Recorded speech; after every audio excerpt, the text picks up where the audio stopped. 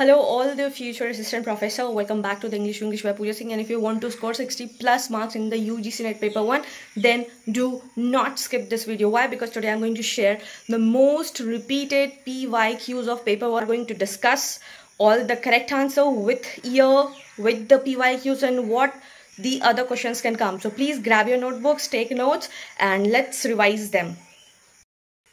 So let's get started without any delay.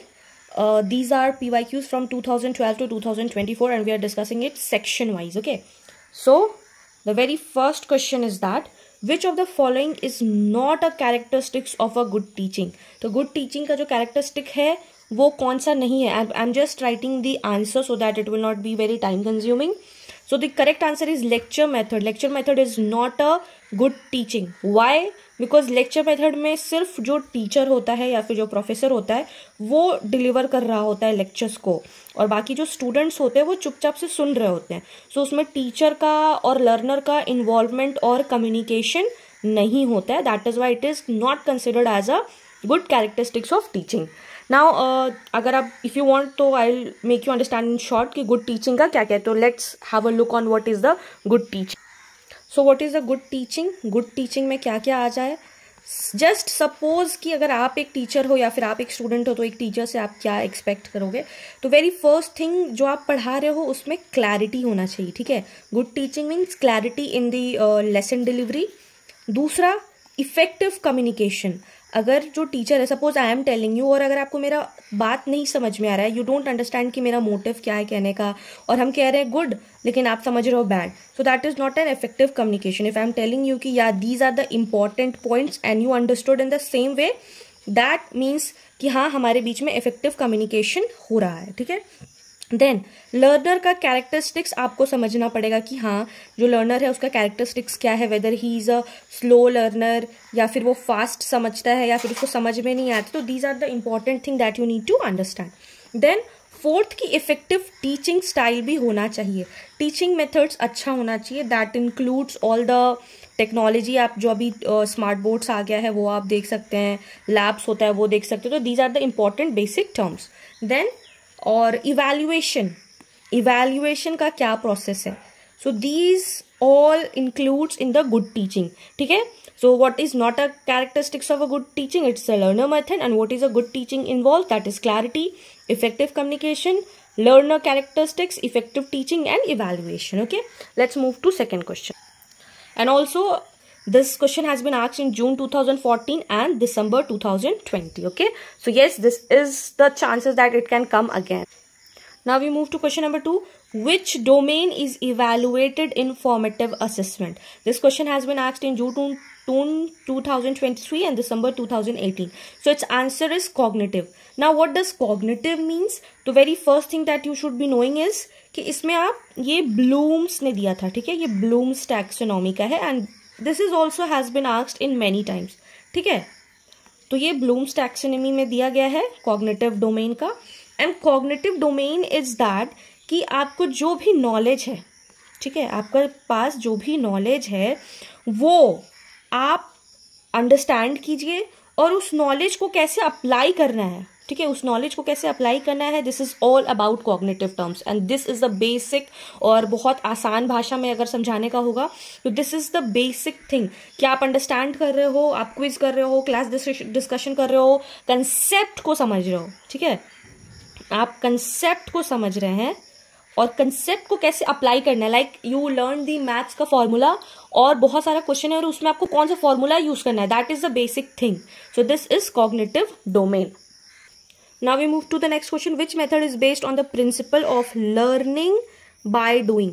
Learning by doing क्या होता है? It is a project method. Project method में आप खुद से अपना डिजाइन करते हो, आप खुद से अपने नॉलेज को एक्सपैंड करते हो कि हाँ यहाँ पे ये है, मैं इसको कलरफुल बना सकता हूँ, इसमें मैं साइंस का प्रोजेक्ट है तो इसमें मैं अपने से कुछ साइंटिफिक वैल्यूज कुछ पुट कर सकता हूँ, उसको और क्रिएटिव बना सकता हूँ. And this has been asked in July 2018 and June 2022. और अगर पूछे कि लर्निंग बाय डूइंग का मतलब क्या होता है, लर्निंग बाय डूइंग का मतलब होता है कि यू आर टेकिंग एक्सपीरियंसेस. ठीक है, you are taking experiences by doing it all alone. इसमें होता है कि आप अपने नॉलेज को कंस्ट्रक्ट करते हो. You are constructing your knowledge, you are building it your own knowledge by doing things. And इसमें आपका स्किल इनहांस होता है, ठीक है, इसमें आपका स्किल इनहांस होता है, very basic important thing. And अगर इसमें और पूछे कि और क्या क्या लर्निंग बाय डूइंग होता है, तो एक तो प्रोजेक्ट मेथड हो गया, this one is a project method, और सेकंड में इफ यू लास्ट तो ये लैबोरेटरी मेथड भी आपका इसी में आ जाता है। तो again this is very important, so kindly do know कि लर्निंग बाय मेथड अगर होता है तो आप उसमें एक्सपीरियंसेस गेन करते हो, लर्निंग बाय डूइंग होता है, कंस्ट्रक्ट नॉलेज होता है, और इसमें आपका स्किल्स एनहांस होता है।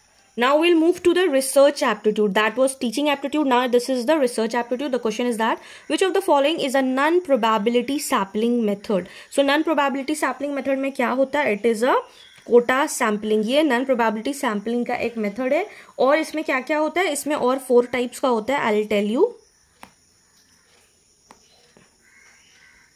The very first one is convenience method. Second one is quota sampling. Third one is snowball sampling. And fourth one is purposive. ये डिटेल में अभी हम नहीं समझाएंगे, but this is a non probability sampling. इसमें 4 types होते हैं। First is convenience, second is quota, third is snowball and fourth is purposive. तो ये है नॉन प्रोबेबिलिटी सैम्पलिंग्स के एग्जाम्पल ये, और इसको आपको डीपली पढ़ना। अगर आपने नहीं पढ़ा है तो please kindly do read this one, because this is very important and it has been asked in December 2013 and December 2023 very recently they have asked. और रिसर्च एप्टीट्यूड से ना ये आपका क्वेश्चन हमेशा आएगा ही आएगा। This is very important one, kindly do mark it, very important. Okay, now next question, which of the following does not belong to qualitative research? तो qualitative research में क्या नहीं आता है? It is a experimental method नहीं आता है, क्योंकि इसमें we will be talking about the quantity, maths formula and everything.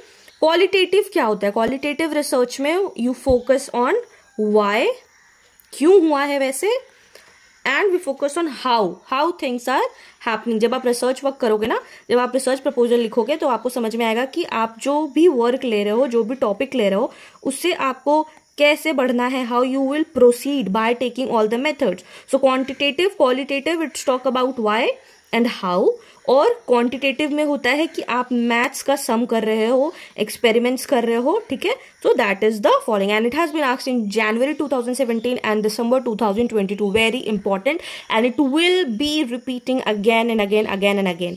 Okay, now let's move to question number 6. Which of the following is the first step of research? पहला step क्या है research का? तो the very first step is the identifying of the problem. अगर आप research start कर रहे हो तो सबसे पहले आपको जानना है कि आपका प्रॉब्लम क्या है, आप कैसे आइडेंटिफाई कर रहे हो। पहले तो आपको ये पता, जैसे अब हम डॉक्टर के पास जाते हैं ना, तो हमें ये पता होना चाहिए कि हमारा बीमारी क्या है। We should be knowing about our बीमारीज, राइट।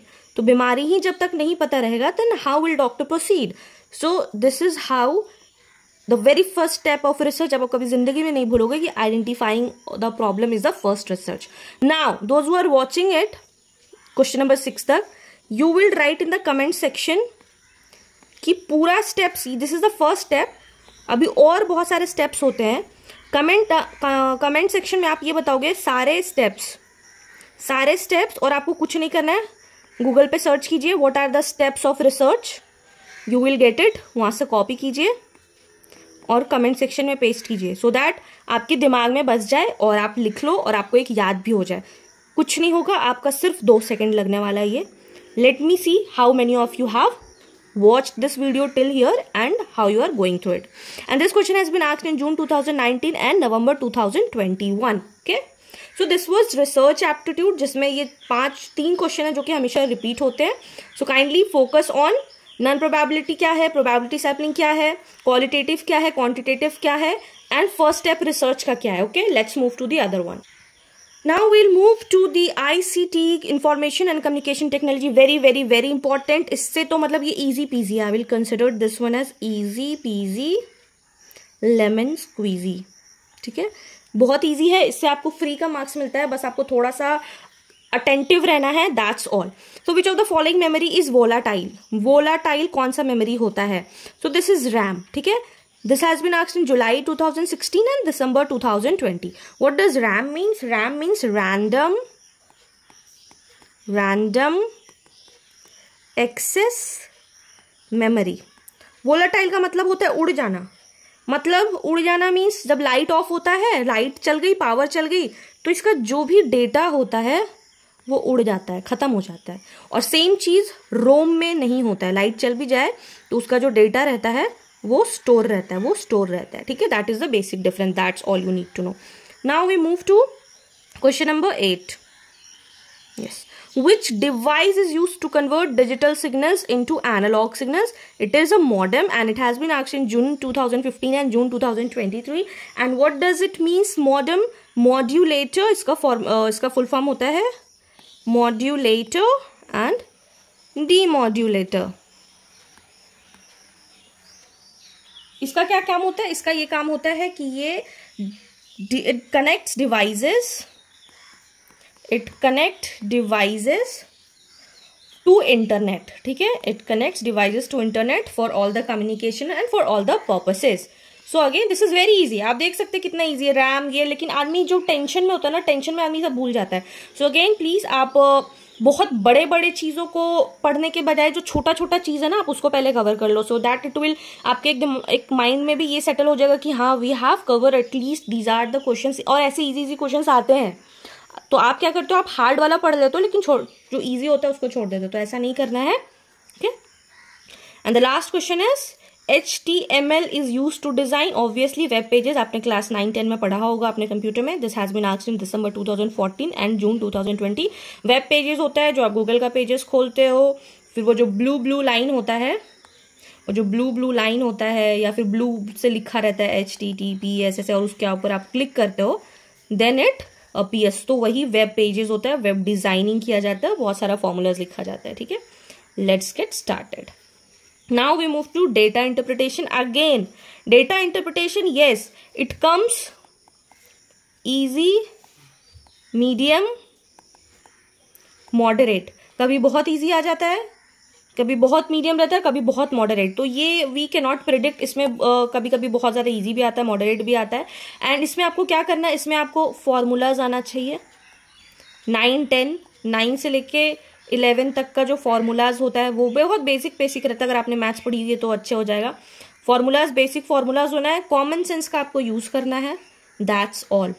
प्रैक्टिस है, हुआ है तो कर सकोगे. और आप सोचोगे कि बिल्कुल भी नहीं पढ़ा और अचानक एक दिन पहले पढ़ लेंगे तो दैट इज नॉट पॉसिबल. ठीक है. Now let's move to the question. What is the average of the given data set from a tabular DI. ये डेटा इंटरप्रिटेशन का आप बोल सकते हो स्टेटमेंट वाइज क्वेश्चन है. ठीक है. ये थियोरेटिकल पार्ट है. DI का और भी we will discuss, but as of now we are talking about the theoretical questions. Okay. So what does average means? Answer is simple, based on a simple average formula. What does the simple average formula? Simple average formula होता है that is average और mean, you can say, is equals to sum of all values by number of values. बस यही है. ये तो आपने सबने पढ़ा होगा 6, 7, 8 में. तो this has been asked in July 2018 and December 2013. Okay. Now which graph is best used to show comparison. Comparison के लिए कौन सा बेस्ट ग्राफ होता है? Obviously it is a bar graph. Bar graph में होता है, इसमें इस टाइप का ग्राफ रहता है, आपका कंपैरिजन शो रहता है कि ये x हो गया, ये y हो गया. इसमें बताता है कि 2019 में इतना था ना, 20 में इतना हो गया, तो बताइए इन दोनों का कंपेयर कीजिए. तो ऑब्वियसली बार ग्राफ से इट बिकम्स ईजी. ठीक है. And this has been asked in December 2019 and June 2021. Now will move to the environment and higher education. Very scoring, लेकिन कभी कभी इसमें बहुत इन डेप्थ का क्वेश्चन पूछता है, जैसे ये यूनिवर्सिटीज़ कब बना है, ये का कुछ कॉलेजेस का स्टैब्लिशमेंट कब हुआ है, 5 ईयर प्लान्स क्या है. तो that is very in depth one. वो जब आपके पास 3 to 5 months का टाइम है पढ़ने के लिए, तब you can go in depth to it. वैसे basically now will talking about जो क्वेश्चंस बहुत रिपीट होते हैं. Every year you will see this question. Which gas is mainly responsible for global warming? This is carbon dioxide. और अभी तक आपको नहीं पता है ग्लोबल वार्मिंग, तो आप बहुत पीछे चल रहे हो. प्लीज ग्रो अप और जान लो क्या होता है global warming. And this is carbon dioxide तो बहुत मेजर होता है. And rest other gases are methane होता है और नाइट्रस ऑक्साइड। और ये भी क्वेश्चन में, ये भी पीवाईक्यू में आपका पूछा गया है कि अदर देन कार्बन डाइऑक्साइड किसका किसका परसेंटेज रहता है, तो मीथेन और नाइट्रोजन ऑक्साइड। ठीक है, now we move to which article deals with the right to education. Right to education कौन डील करता है? Article 21। And yes, this has been see कितने बार पूछा गया है, June 16, January 17 and November 2020। Then right to education article 21A and it has been asked in December 2018 and June 2023. Now right to education क्या बोलता है? right to education ये बोलता है कि जो स्टेट है that shall provide free education, free compulsory, free and compulsory education between ages of 6 and 14 years. तो ये आप पढ़ लीजिएगा, बहुत इंपॉर्टेंट है। ये भी पूछ सकता है स्टेटमेंट वाइज में कि राइट टू फ्री एजुकेशन में आपको 4 स्टेटमेंट दे देगा, बोलेगा बताइए इसमें से कौन सा सही है या कौन सा गलत है, या फिर असर्शन और रीजन में भी ये पूछ सकता है। So this was it. Now quick recap tip कि teaching aptitude and research always give 1 to 2 repeated question from PYQs, that is confirm. आप लिख लो, और नहीं यकीन है तो आप पीवाईक्यूज चेक कर सकते हो। ठीक है, and ICT environmental questions are repeated almost every year with minor variation, जिसमें कुछ कुछ वेरिएशंस आपको दिख जाता है, जैसे बोला यूनिवर्सिटीज वाला या फिर स्टेटमेंट वाइज क्वेश्चंस आ जाता है। So this was it, and yes, let me know in the comment section कि आपको ये वीडियो कैसा लगा and which next topic you would like to make a video on. चलिए, all. So yes, that was a wrap. So if you found this video helpful, do not forget to like, share with your friends, those who are preparing for it, and yes, subscribe for more such PYQ related videos. Till then, take care, keep learning, keep shining, and all the best for your examination.